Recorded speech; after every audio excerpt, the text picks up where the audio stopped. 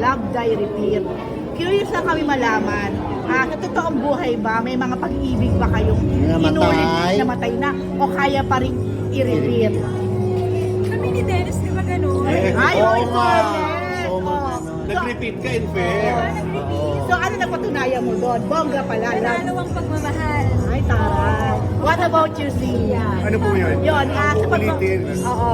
may pagkakataon ba or if ever ba open ka ba doon sa dating pagmamahal na Pwedeng i-repeat. I-repeat, I ganyan. think in life, everything happens for a reason. Yun lang naman po yun. Hindi man umulit or umulit man, everything's gonna happen for a reason.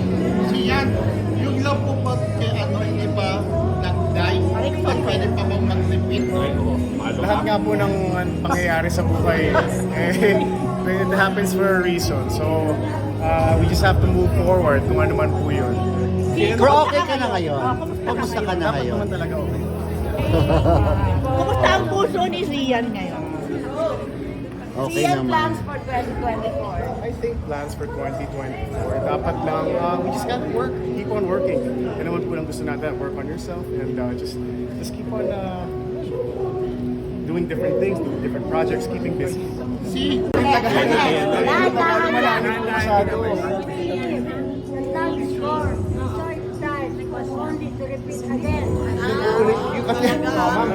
Maganda po yung tanong, pero katulad nga po ng paulit-ulit po sinasabi, lahat naman po ng bagay sa buhay natin nangyayari for a reason. Hindi man natin alam kung ano yung rason na yun. Ngayon, yun po, all we have to do is move forward from whatever it is na nasa. Okay, thank you. So, Thank you po. pero masasabi natin si move, naka-move forward ka na, move on din. Or moving Or forward. moving on pa lang. Paano ba? Moving on. Picture Moving on Zee, pa lang. nasaan ka ngayon? Moving on or moving forward na? Kailangan lang po talaga natin, kailangan lang po talaga natin maging masaya muna. Kaya unahin muna natin ang sarili. Masaya ka ba ngayon? Masaya ka ngayon. Yun lang po, maraming salamat. Thank you, thank you.